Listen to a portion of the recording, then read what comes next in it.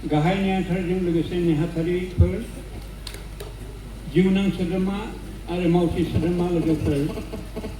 आरो गलाघाट जिल्ला खौसेथि बर' सुबुं समाजनि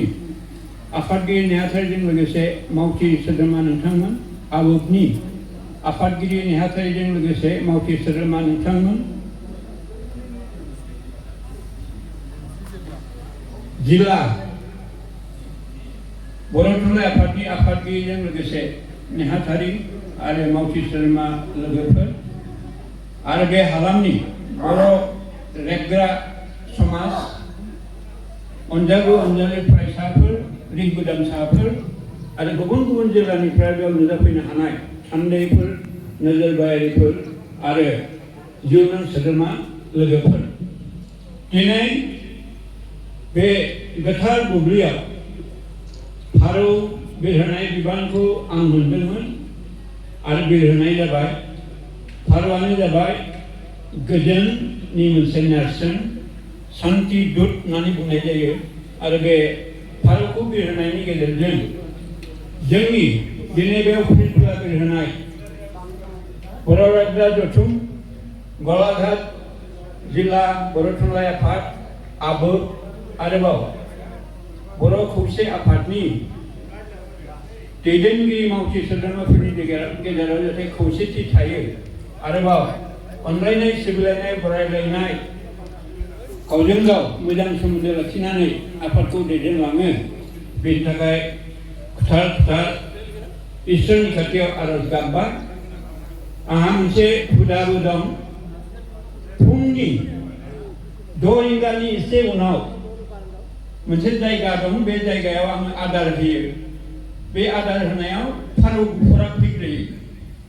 बेनिफ्राय गुबुन गुबुन गाबनि फारौआ जाफैयो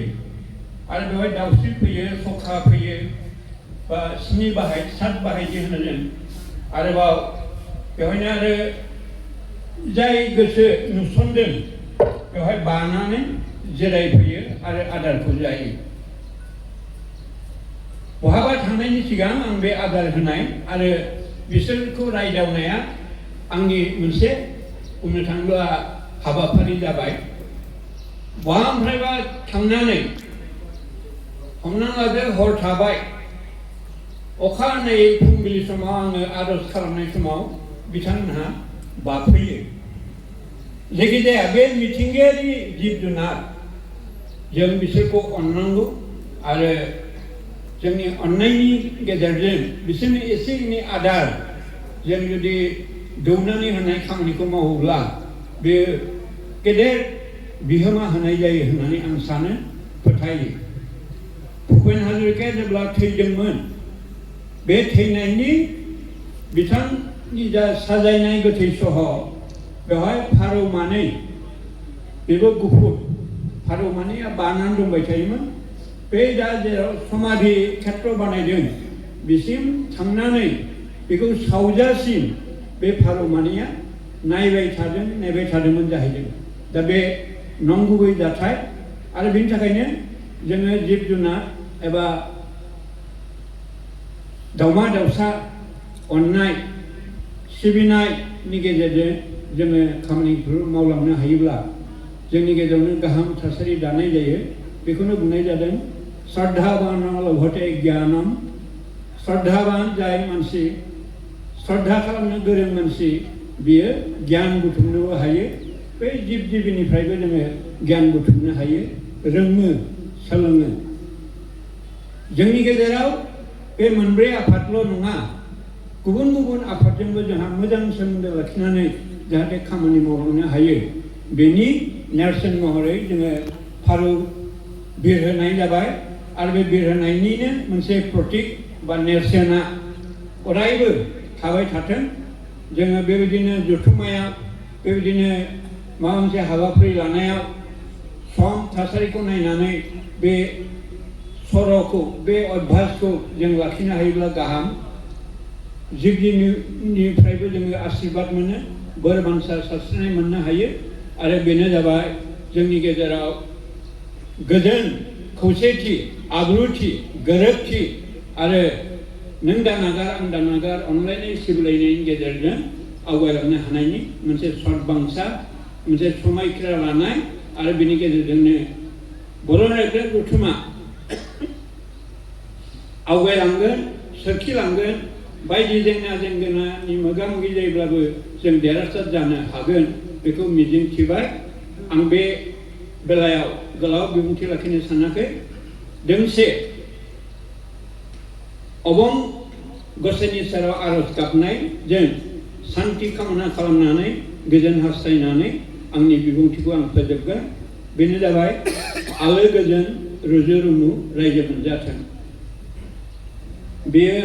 मिउजिक सोनाय जाबाय रेकर्डिं जागोन बावैनो आरोबाव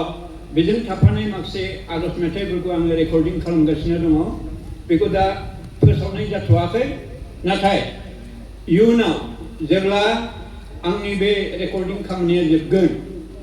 नङाब्लाबो 256 आरज मेथाइ दं आंनि आरज मेथाइ बिजाबनि बेफोर मेथाइखौ रेकर्डिं खालामनायनि उनाव आङो हयथ' इउटिउबावबो हगारगोन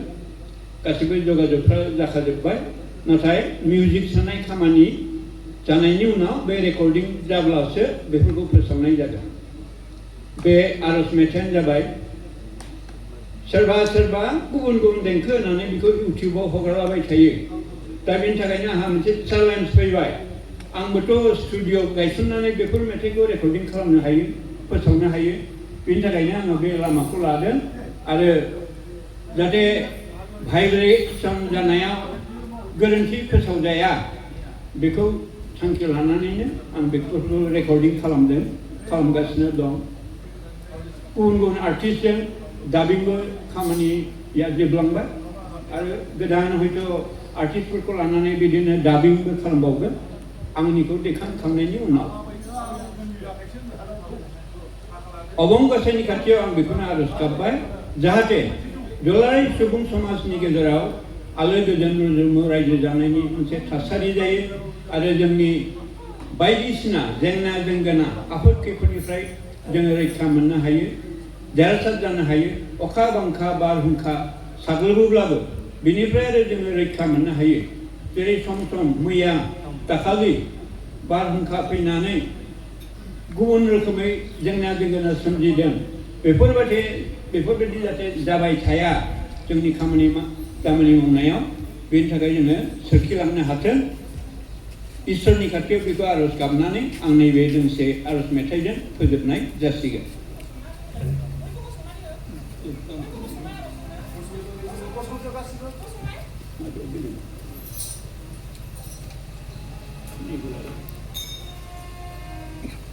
आलो गोजोन रुजु रुमु रायजो मोनजाथों आफा अबं गसाइ आलो गोजोन रुजु रुमु रायजो मोनजाथों आफा अबं गसाइ अनलायनाय सहायनाय गियानजों दावगानो हाथों आफा अबं गसाइ अनलायनाय सहायनाय गियानजों दावगानो हाथों आफा अबं गसाइ निदाननि समाव रंजानाय समाव जेब्लाबो मदद मोनथों आफा अबं गसाइ निदाननि समाव रंजानाय समाव नोंनिनो जेब्लाबो मदद मोनथों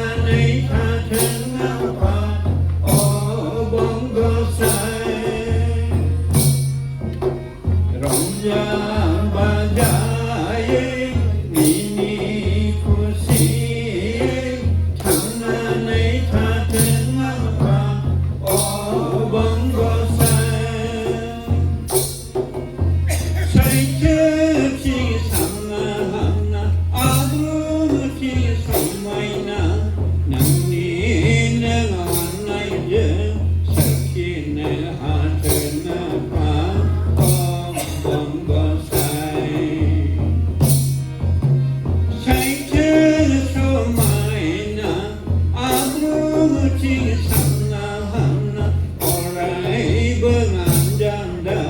सोरखिनो हाथोना फा अबं गसाइ आलो गोजोन रुजुरुम रायजो मोनजाथों आफा अबं गसाइ आलो गोजोन रुजुरुम रायजो मोनजाथों आफा अबं गसाइ आलो गोजोन रुजुरुम रायजो मोनजाथों आफा अबं गसाइ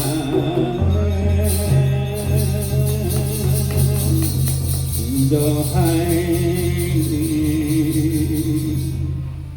दुलाराय बिलाग लाथायाव सान अख्रां हा दै बाराव बे आलो गोजोना साग्लोबसारथों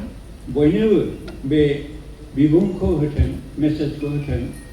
अबं गसाइनि खाथियाव आरज गाबनानै बयनिसिमबो साबायखर बावनानै आंनि बे सुंद' बिबुंथिखौ बेयावनो फोजोबबाय गोजोन्थों खुलुमबाय।